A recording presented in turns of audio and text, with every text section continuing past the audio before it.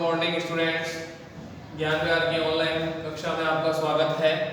पिछले वीडियो में हमने गाउस के नियम, गाउस के अनुप्रयोग पढ़ रहे थे। पहला अनुप्रयोग पढ़ा था हमने किसी खोखले गोले के कारण विद्युत क्षेत्र की तीव्रता। ठीक है, गोली कोश या खोखला गोला बोल सकते हैं। फिर सेकंड हमने पढ़ा था किसी ठोस गोले के कारण विद्युत क्षेत्र की तीव्रता। अब क्योंकि दोनों का आंसर सेम ही आया था, आपको पता है खोखले गोले पे आवेश उसके पृष्ठ पर, उसके बाहरी पृष्ठ पर समान रूप से वितरित हो जाता है। लेकिन जब ठोस गोले को भी हम आवेश देते हैं, समान आवेश होते हैं। समान आवेशों में क्या होता है, प्रतिकर्षण होता है। और प्रतिकर्षण होने की वजह से, क्योंकि अगर गोला चालक है तो आवेश बाहर निकल जाता है और संपूर्ण आवेश उसके पृष्ठ पर समान रूप से वितरित हो जाता है। तो दोनों ही कंडीशन खोखले गोले की और ठोस गोले की समान हो जाती है, जिसके कारण उनके जो सॉल्यूशन है, जो आंसर है, जो विद्युत क्षेत्र की तीव्रता है, वो इक्वल आती है। बस थोड़ा सा जो डिफरेंस है वो मैंने आपको बताया है। डिफरेंस क्या है कि खोखले गोले के बाहर तो आवेश इस तरह से रहेगा, लेकिन ठोस गोले में आवेश अंदर रहेगा और अंदर रहने की वजह से समान आवेशों में प्रतिकर्षण होगा, जिसकी वजह से वो एक दूसरे से दूर जाएगा। गोला अगर चालक है तो संपूर्ण आवेश यहाँ पे भी बाहर निकल जाएगा। अब ये दोनों स्थितियां सेम हो गई तो इन दोनों के आंसर भी सेम आएंगे, ग्राफ भी सेम बनेंगे। विद्युत क्षेत्र की तीव्रता गोले के बाहर, गोले के पृष्ठ पर और गोले के अंदर समान रहेगी। आज हमारा जो नया पॉइंट है या जो नया अनुप्रयोग है वो तीसरा अनुप्रयोग है। उसको ध्यान से देखना, वेरी वेरी इंपॉर्टेंट है, एग्जाम में आने लायक है। तीसरा जो हमारा अनुप्रयोग है वो ये है, समान रूप से आवेशित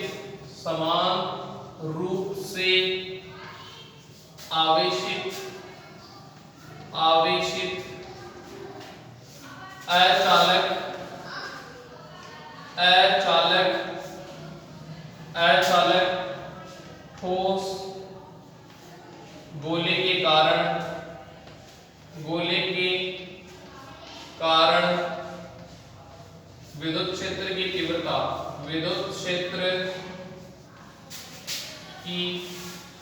तीव्रता समान रूप से आवेशित अचालक ठोस गोले के कारण विद्युत क्षेत्र की तीव्रता। तो अब देखो यहां पर ठोस गोला है लेकिन अचालक। पहले जो हमने पढ़ा था ठोस गोला जो चालक था वो इस तरह से था। वापस ध्यान से देखो, यहां पर हमने आवेश दे दिया इसको। अब ये ठोस गोला है लेकिन चालक है। चालक है तो क्या होगा, आवेशों में प्रतिकर्षण होगा तो एक दूसरे से दूर जाएंगे और एक दूसरे से दूर जाने के बाद फाइनल जो आवेश है चालक होने की वजह से बाहर निकल जाएगा। इस तरह से आवेश यहाँ पर समान रूप से वितरित हो जाएगा। लेकिन अब हम ले रहे हैं अचालक गोला है, तो ये भी ठोस अचालक। तो अचालक में भी हम आवेश देंगे, तो अगर इनमें आवेश होगा तो समान आवेशों में प्रतिकर्षण होगा। ठीक है, तो ये भी एक दूसरे से दूर जाने की कोशिश करेंगे, लेकिन अंदर ही रहेंगे, बाहर नहीं आ सकते। बाहर इसलिए नहीं आ सकते क्योंकि गोला क्या है, अचालक। चालक अचालक बताइए, चालक किसे कहते हैं, जिसमें विद्युत का प्रवाह आसानी से हो, आवेश आसानी से प्रवाहित कर सके, उसे हम चालक कहते हैं। और अचालक किसे कहते हैं, जिसमें विद्युत धारा का प्रवाह नहीं हो या आवेश का प्रवाह नहीं हो, उसे हम क्या कहेंगे, अचालक। तो आवेश दूर तो गया लेकिन इस बाहर नहीं हो सकता, ये प्रवाहित नहीं हो सकता। ठीक है, ये मतलब यहाँ पर गति नहीं कर सकता। तो गति नहीं करेगा या प्रवाहित नहीं होगा तो आवेश कहाँ रहेगा, अंदर रहेगा। तो पहले तो आवेश बाहर आ रहा था, तो ठोस गोले और खोखले गोले की दोनों कंडीशन हो रही थी समान, स्थितियां हो रही थी समान। अब इसमें कुछ स्थितियां अलग होगी। ठीक है, अब वो अलग क्या होगी, थोड़ी सी अलग होगी। अब वो अलग क्या होगी वो आप देखो, तरीका वही है जो हमने खोखले गोले में किया है, लेकिन थोड़ा सा डिफरेंस है। वो क्या डिफरेंस है देखो। सबसे पहले हम क्या लेंगे, हमारे पास एक ठोस अचालक गोला है जिसकी त्रिज्या कितनी है, कैपिटल R, जिसका मध्य बिंदु O, जिस पर प्लस Q आवेश, जिसके पृष्ठ पर प्लस Q आवेश समान रूप से वितरित है, समान रूप से डिस्ट्रीब्यूटेड है। अब इसकी भी तीन स्थितियां हैं। तीन स्थितियां कौन कौन सी, हमें विद्युत क्षेत्र निकालना है। तो विद्युत क्षेत्र निकालने की तीन स्थितियां होंगी। एक, गोले के बाहर कितना होगा, एक गोले के पृष्ठ पर कितना होगा, एक गोले के अंदर कितना होगा। तो सबसे पहले हम कौन सा पॉइंट लेंगे, नंबर 1 पॉइंट। और नंबर 1 पॉइंट लेने से पहले हम लिखेंगे चित्रानुसार कैपिटल R त्रिज्या का एक ठोस अचालक। सॉरी यहाँ गलती से चित्र में प्रॉब्लम हो गई। यहाँ पे चित्र इस तरह का बनेगा, कैपिटल आर त्रिज्या का एक ठोस अचालक गोला है जिसकी त्रिज्या कैपिटल आर है। यहाँ इस गोले के अंदर प्लस क्यू आवेश समान रूप से वितरित है। इस गोले के अंदर आवेश प्लस क्यू समान रूप से वितरित है। यहाँ पे हम क्यू ले सकते हैं। अब इसकी भी तीन स्थितियां होंगी। गोले के बाहर विद्युत क्षेत्र की तीव्रता निकालनी है, गोले के पृष्ठ पर और गोले के अंदर। आई बात समझ में? और आवेश अंदर ही रहेगा, बाहर नहीं आएगा, क्योंकि गोला क्या है? अचालक गोला है। ठीक है, तो सबसे पहले हम लिखेंगे चित्रानुसार कैपिटल आर त्रिज्या का एक ठोस अचालक गोला प्रदर्शित है जिसे प्लस क्यू आवेश दिया गया है। संपूर्ण आवेश गोले के अंदर स्थित है। हमें इस गोले के कारण विद्युत क्षेत्र की तीव्रता का मान ज्ञात करना है। अतः इस गोले के कारण विद्युत क्षेत्र की तीव्रता की निम्न तीन स्थितियां संभव है। पहली, गोले के बाहर, सेकंड गोले के पृष्ठ पर और थर्ड गोले के अंदर। तो सबसे पहले हम पहली स्थिति की बात करेंगे। जब बिंदु P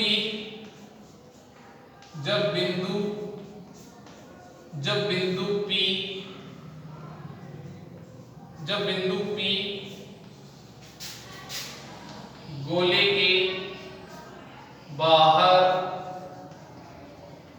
स्थित हो, जब बिंदु P गोले के बाहर स्थित हो, अगर बिंदु P गोले के बाहर स्थित होगा, मान लो यहाँ पर, तो बिंदु P गोले के बाहर स्थित होगा, तो बिंदु O से बिंदु P के बीच की डिस्टेंस हम क्या ले सकते हैं? Small r।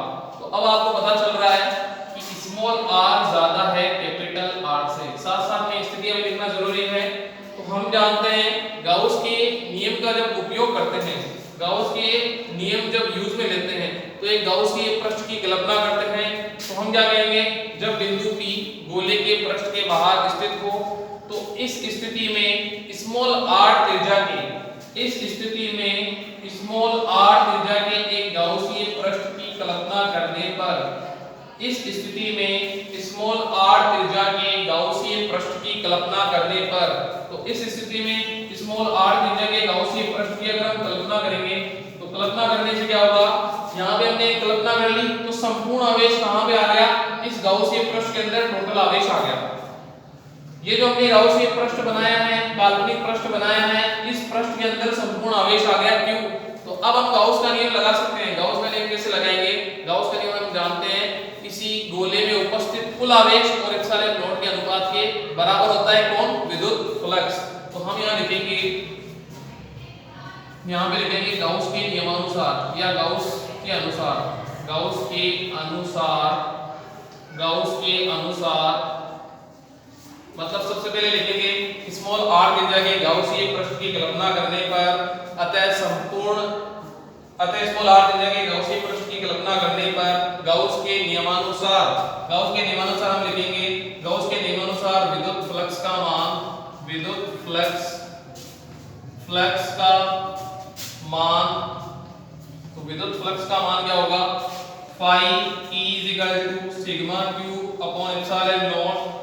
और यहाँ पे सिग्मा q कितना है? टोटल आवेश q के बराबर ही है, तो हम ले सकते हैं phi E = q upon epsilon not, समीकरण नंबर 1। यहाँ तक आपको बात समझ में आ गई होगी। गाउस के नियमानुसार phi E = q upon epsilon not. इसके बाद बिंदु P पर विद्युत क्षेत्र की तीव्रता हम जानते हैं प्लस से माइनस की तरफ होती है, तो यहाँ पे ये प्लस है, तो इस प्लस के कारण इस बिंदु पर क्या होगी? विद्युत क्षेत्र की तीव्रता होगी हमारे पास E वेक्टर। इस बिंदु पर विद्युत क्षेत्र की तीव्रता होगी O से P दिशा में। ठीक है, इसके बाद ये जो हमने गाउसीय पृष्ठ माना है, मान लेते हैं इसका क्षेत्रफल कितना है? S। तो इसको छोटे छोटे अल्पांशों से मिलकर बना मान सकते हैं।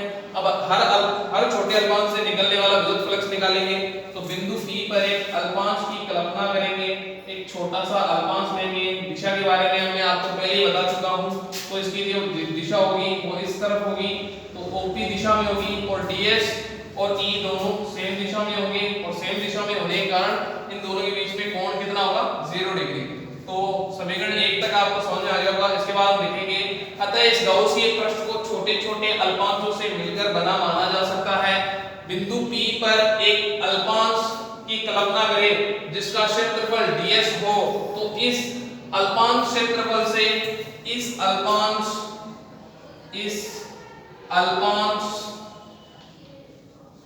अल्पांश से गुजरने वाला विद्युत फ्लक्स का मान निम्न होगा, या हम ऐसे भी लिख सकते हैं विद्युत फ्लक्स की परिभाषा अनुसार। तो मान क्या होगा, वो होगा डी फाई अल्फा के कारण है तो अल्फा फ्लक्स होगा, तो E vector dot DS vector dot product है जानते हो D phi is equal to क्या आएगा E dot DS cos theta, बार-बार रिपीट हो रहा है, मैंने कल भी कहा था आपको। तो E parallel DS theta is equal to 0 और कोस 0 इज इक्वल टू क्या आ जाएगा हमारे पास 1। तो कोस 0 की वैल्यू क्या आ जाएगी 1। तो हमारे पास फॉर्मूला बन जाएगा D phi E is equal to E dot DS. आई बात समझ में, D phi E is equal to हमारे पास वैल्यू क्या आ जाएगी ई डॉट डीएस। इसको हम क्या करेंगे, इसका हमें टोटल फ्लक्स निकालना है, अतः कुल फ्लक्स का मान, अतः इस गॉसियन पृष्ठ से निर्गत कुल फ्लक्स का मान, तो कुल फ्लक्स का मान क्या होगा, कुल फ्लक्स का मान हमें निकालना है। तो समीकरण 2 का समाकलन करने पर तो समाकलन करेंगे तो इंटीग्रेशन डी फाई ई और यहां पे हो जाएगा इंटीग्रेशन ई डॉट डीएस। तो dx का समाकलन क्या होता है x, तो d फाई का समाकलन हो जाएगा फाई e और इसका हो जाएगा e डॉट s। तो s क्या है, गोले का क्षेत्रफल हम जानते हैं, s जो है गोले का क्षेत्रफल है। कौन से गोले का, s है गोले का क्षेत्रफल। तो गोले का क्षेत्रफल आप जानते हो क्या होता है, गोले का क्षेत्रफल गाउसियन पृष्ठ जो है इस गोले का क्षेत्रफल। तो इस गोले से निर्गत फ्लक्स हम निकाल रहे हैं, तो इस गोले से निर्गत फ्लक्स निकाल रहे हैं तो त्रिज्या भी स्मॉल r लेंगे या बड़े वाले गोले भी लेंगे, तो होगा s = 4 पाई r²। ठीक है, तो यहां पे वैल्यू पुट कर देंगे तो फाई e = e डॉट 4 पाई r² समीकरण नंबर 3। तो ये हो गया हमारे पास समीकरण नंबर 3। समीकरण 1 फाई की वैल्यू, समीकरण 3 फाई की वैल्यू। आई बात समझ में, समीकरण 1 फाई की वैल्यू और समीकरण 3 फाई की वैल्यू दोनों आपस में बराबर कर देंगे तो हमारे पास फाइनल आंसर आ जाएगा E = kq/r²। अब ये जो पहली स्थिति है वो सेम टू सेम, यहां तक जो अभी हमने पढ़ा है वो सेम टू सेम कौन सी स्थिति है, जो हमने खोखले गोले में पढ़ी थी। खोखले गोले में भी हमने पढ़ा था जब बिंदु P गोले के बाहर स्थित हो, तो यहां तक या जो यहां फाइनल आंसर आएगा दोनों को बराबर करने तक, तो यहां तक तो सेम टू सेम है, कोई चेंज नहीं है। आगे बात समझ में, इसके बाद थोड़ा चेंज होगा वो हम नेक्स्ट वीडियो में पढ़ेंगे। और इसका फाइनल आंसर ये है E = kq/r²। समीकरण 3 और 1 को इक्वल करके आप आंसर निकालोगे तो इतना आप खुद करोगे, क्योंकि पिछले वीडियो में हमने यही पढ़ा था, सब कुछ सेम था, तो थोड़ा सा आप खुद निकाल सकते हो। इसके बाद हम नेक्स्ट वीडियो में पढ़ेंगे। Okay, thank you, bye.